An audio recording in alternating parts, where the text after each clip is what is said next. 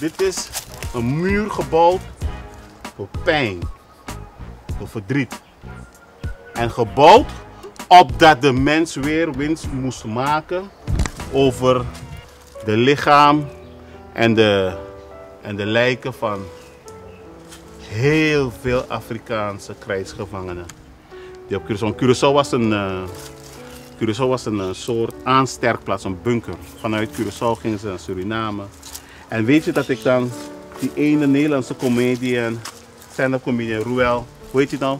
Roel, hij zei heel veel grappen over, ja, op Curaçao hebben ze de zieke slaven gelaten en de beste hebben ze meegenomen naar Suriname. Ik vind het uitermate vernederend dat nog steeds, en dan in Nederland, het staat op YouTube, en ik vergeef die man dat niet. Ik vergeef, hij is mijn Surinaamse broeder, maar ik kan zijn ignorantie en zijn domheid niet tolereren dat hij in Nederland een grapje maakt over Antillianen en dan loopt die idioot over het podium en de Nederlanders maar lachen en de Hollanders ook en de Friezen en dan zegt hij van ja, ze hebben, hij zegt letterlijk als ik naast een Suriname, als ik naast een Antilliaan dan voel ik me meer dan hem. Dan voel ik me echt meer dan hem, want op Curaçao hebben ze alle zieke slaven gelaten. Maar ik wil Roel, hoe heet hij? Roel Vervoort. Ik wil hem uitnodigen om hier in dit donkje met mij te discussiëren. En even, om te voelen. Om te voelen. Wat voor effect dat domme grap van hem heeft. En dit is echt een videoboodschap aan hem. In dit uitzending. Dan gaan we hier verder. Zoals je ziet, het is een hele muur. Het is een muur. Echt gemaakt in de tijd dat het was. En hieronder moesten de slaven dan geketend wachten op een beurt. Dus de slavenhandelaar had daar een zicht op het waar. En dan gingen ze hier zo naar boven. Werden ze gestuurd om daarboven nog eens keer te staan. En hier, wat ik hier voel, is ontzettend veel pijn. Er is een plek in Ghana. Er is een plek, er is een fort in Ghana, Elmina, waar de slaven werden geketend en ze moesten wachten op het reis. En aan de andere kant van de oceaan, hier op Curaçao, Denki, dus het is D-E-N, spatie, Dunki is D-E-D-U-N-K-I, vlak naast Landhuis Zuurzak, werden ze dan hier tentoongesteld. En kwamen handelaren uit de regio om hun waar te bezichtigen en te kopen. Ik kan me nu de pijn, de woede, de verdriet voelen van zo'n witte vrouw die zegt van ja, laat dat grote neger bukken. Laat hem omdraaien. Zijn tanden. En die man die daar boven loopt zo vers gehaalde neger sterk. Uit Elmina. 2 weken geleden aangekomen. Wie gaat hem kopen voor 200 pesos? Wat 200 pesos? Toch, Tico? 200. Dat was heel veel geld.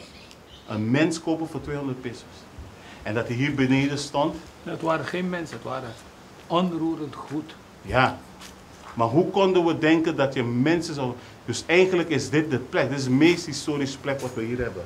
En ik ga even verder op die Surinaamse stand-up comedian Vervoort.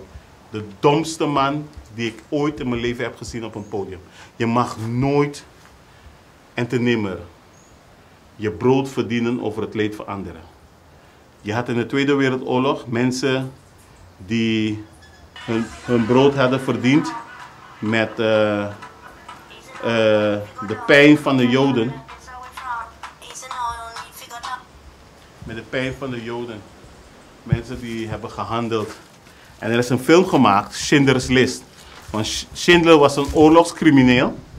Maar binnen dat eigen gewin over de pijn en verdriet van de Joden tijdens de Holocaust, heeft hij toch iets gedaan om de mensen te helpen.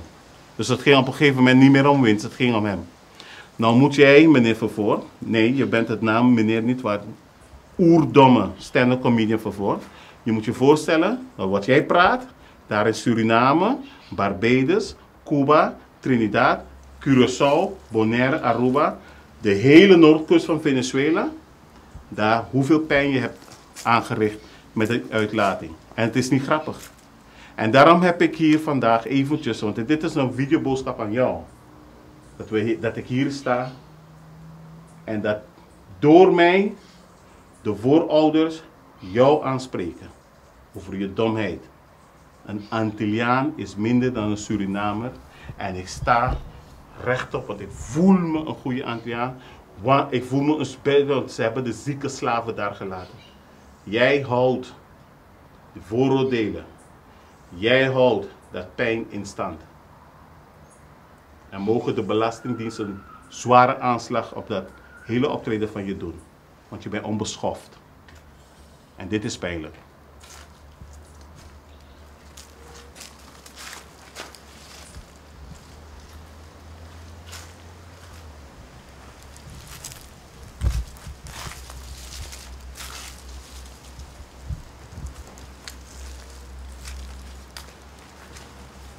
Ik nodig hem wel uit om te komen kijken. Het komt alleen maar goed.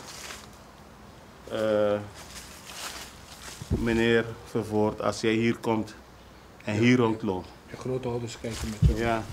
Met elkaar. Want die grootouders kijken zeker met ons mee. En jij weet niet hoeveel pijn. Ik heb speciaal dit videoboodschap voor jou opgenomen vandaag. Hier op een plek. Beschrijf mij, Rafael, Wat? het pijn dat je voelt. Het is, je komt hier staan en er overkomt een soort stilte. Het is een soort stilte dat je bijna in een kerk beleeft. Of een rouwkamer waar je weet van, je moet niet te hard praten. En je moet intens stil zijn om iets te beleven. Maar dat iets, dat hangt hier gewoon in de lucht en dat is pijn. Op alle plekken waar je gaat, er is een oorlog geweest. Er is een massamoord en heerst dit soort stilte. Het enige wat je hier hoort, zijn de vogeltjes, de lokale prikietje. En de het wind. project is bijna En tot de wind. stervens toe. Ja. We kunnen hier eventjes lopen. Kijk, als je hier kijkt, zo kan je je voorstellen dat al die mensen hier stonden. De kopers. Al die kopers hier stonden zo.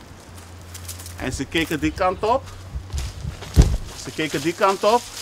En daarboven stonden dus verse, zwarte mannen en vrouwen die geroofd waren in Afrika. De westkust van Afrika. En voordat je op Curaçao komt dansen, feesten, kerst, oud en nieuw en carnaval, vaste prik, dan komen de Hollandse Antillianen aan hun euro showen. Zet al je euro's in een fonds dat dit opgeknapt zijn. Dan ben je begonnen met het hele van die wonder. Want we doen niks, we sturen niks terug. De Turken sturen terug. De Marokkanen sturen terug. Om hun land en familieleden te helpen. Wat doen wij? En vanavond kijken we naar dit programma NOS TV. En je gaat zeker bellen en e-mailen. Je hoeft mij niet te bellen en te e-mailen. Begin na te denken hoe jij dit historische fout kan corrigeren. Dus voordat je weer kritiek gaat uiten op mij, want ik woon al bijna 3 jaar op Curaçao terug. Ik moest ook terug inburgeren, want ik kwam ook aan als een Hollander aan. Voordat je daarover begint, begin na te denken hoe wij dit, kijk, dit noem ik de Arc. Je hebt in Parijs de Arc de Triomphe. En dit is de Arch of Pain. Dit is de Arch of Pain. Dit hele koepel. Want hieronder stonden al onze voorouders op elkaar gepropt. Mannen met geweren en weet ik veel wat. En boven werden ze gesjouwd, geduwd en geport om hier te staan. En wat er nu over is alleen maar stilte. Ik ga even in beeld dit telefoontje aannemen. Hallo? Hi, hoe gaat het, Jonas?